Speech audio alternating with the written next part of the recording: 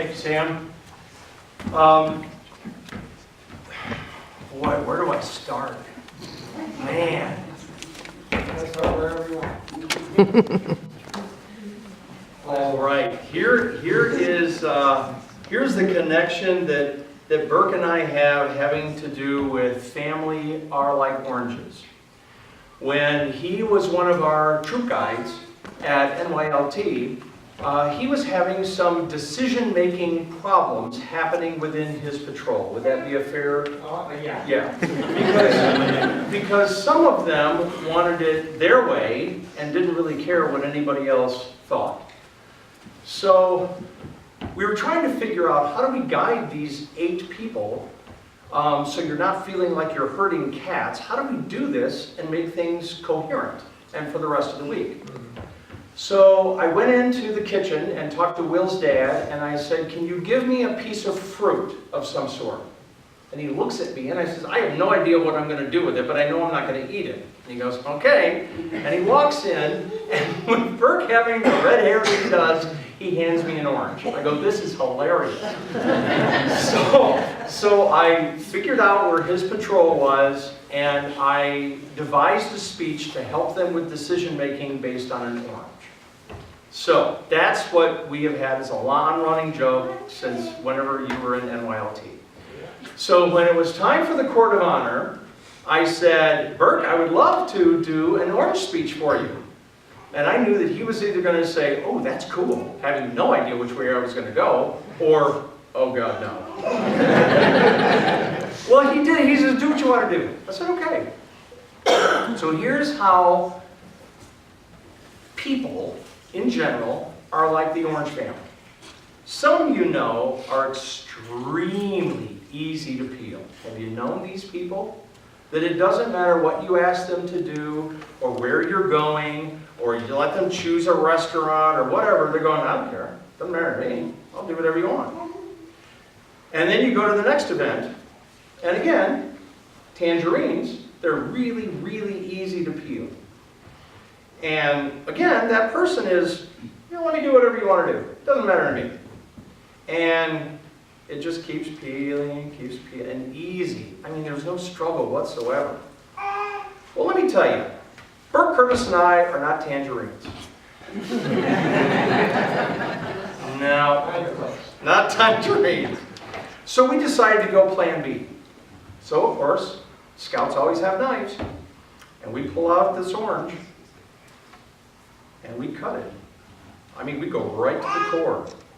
Right to the core. And we cut it again. And we thought, okay, if it didn't work the first or second time, let's just keep cutting. And it got more and more difficult, but we just kept cutting. And it was so stupid. But we kept doing it. Do you remember Galena? Oh, yeah. Yeah. Oh, yeah. But we just kept doing it. Well, after a while, it sort of gets to the point where you've got it running up your arm, and you're not happy, and your knife is a mess, and you go, okay, plan B is not going to work. And, your pants smell like orange, and that's the least of your problems. All right, so then we went to plan C. You get a brand new orange, brand new event, and you're coming in on Monday nights with scout meetings. And Burke and I decided that even though it's a lot tougher, this is the way to go. We're going to seek out each other at a troop meeting. And we're going to learn more about each other. And we're going to tell more about each other. And we're not going to rush it. And we know that we are those people that just take a little bit more elbow grease and a little bit more time. But we stuck it out, didn't we? Oh, yeah. Year after year after year. We would be pretty much the last people to leave sitting around the campfire. Doesn't matter what we were talking about. I don't know whether this is you or not, but take credit for it because it'll be funny. Okay. One time I said, guys, keep it clean. One time I said, if you could have a tattoo and it would disappear in the morning, what would that tattoo be? Be creative. So we went around the fire, and one kid said I would have these these hands pull back my skin and it would reveal the black Spider-Man uniform. Wow, that would be really cool. And somebody, and I'll say it's you, I don't know if it was you or not, says, I would like a spider web in the corner of my arm. Well, that'd be cool. That's where spiders put webs. And of course, it went on and on and on. Well, we had those kinds of conversations, and we were pretty much the last ones to leave the fire. And we realized that even though it was harder work, and it took longer, and it really didn't involve other people, that it was definitely the way to go. So now, things are different. Oh, yeah. Way different, and way worth it. And we share this method with other people. I'm sharing it with people today. That's one audience member that gets it. Good for you. Right. And I hope that you will take this and share it with other people. Oh, yeah. Okay. So now, today, we have a brand new orange. From this day forward, we have a brand new orange. We know the outside of this orange because we know Burke.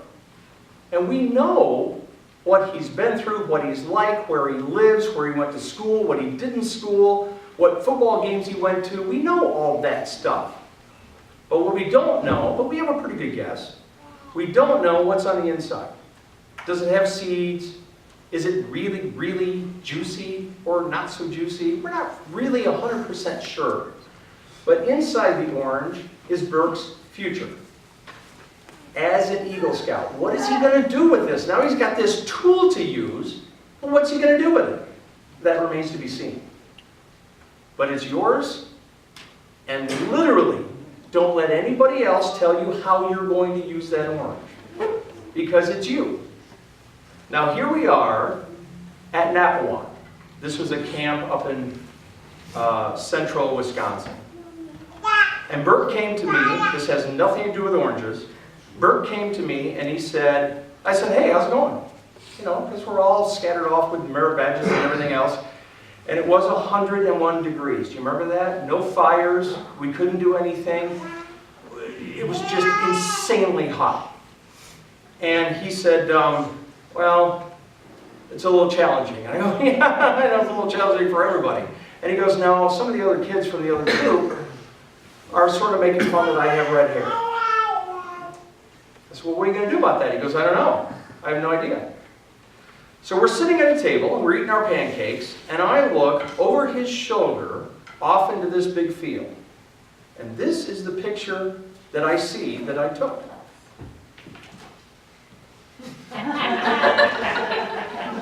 That's what I see over his shoulder. And I said, turn around. What is the first thing you see? The red tree. I said, well, here's my advice. You've got their attention now. Whether it be good or bad, you've got their attention. What are you going to do with it? Are you going to lash out? Are you going to ignore them? Are you going to act goofy? Are you going to offer to help them carry their crap to their campsite? There's all kinds of things you can do, but what are you going to do with what they just handed you? Now this little guy can't start over. He's dead as a doorknob. But nobody's cutting him down, right? Nobody's asking him to overperform. Nobody's asking for him to be as tall as the rest of them. No, no. You've just got their attention. So again, do with that what you'd like. I may have one more.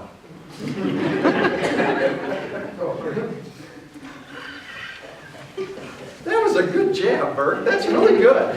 Oh, really? Dingus has got another story? Really? Yes, I did. When we were at Owassapee, which is in Michigan, it's 5 or 6 hours away. It's a 5,000-acre scout camp. There's a lot to do and a lot of space to do it in. Burke was given the challenge that how are you going to sort of pull your weight on this weekend? And how are you going to show the younger scouts that you know what to do? Because you don't really want to rest on your laurels. and you're there with your buddies, and you don't get to know anybody else, and you just sort of go through the motions. He stepped up. Mark can attest to it, because he and I were both sitting around that campfire going, are you seeing what I'm seeing? Building fantastic fires. Harry, Sam, Will, you guys were all there. And we enjoyed those fantastic fires, didn't we? And he was leading a lot of the fire conversations, which got into a theatrical fiasco one night. It was just hilarious, with accents and everything else. He had a little problem with his pop-up chair. Do you remember that? The chair in the bag had a footstool. Who has a footstool? Are you kidding me? Did you buy that for him? He's got a footstool that pops out, and he's got a headrest. A headrest? Really? So he's catching all kinds of abuse for that. But he took it really well. He helped out with the skit that we had to do. Remember, we went way, way, way down, and they dumped the water on the guy at the end, but everybody had to do their individual skits. He did more than his share. He did it with humor. He did it with funny. He did it with, hey guys, can you help? With teamwork. We saw a side of Burke that we had never seen before. And we figured, okay, he can do it in Michigan. But what happens when he crosses that state line? Do you get back into your old way of doing things? Not at all.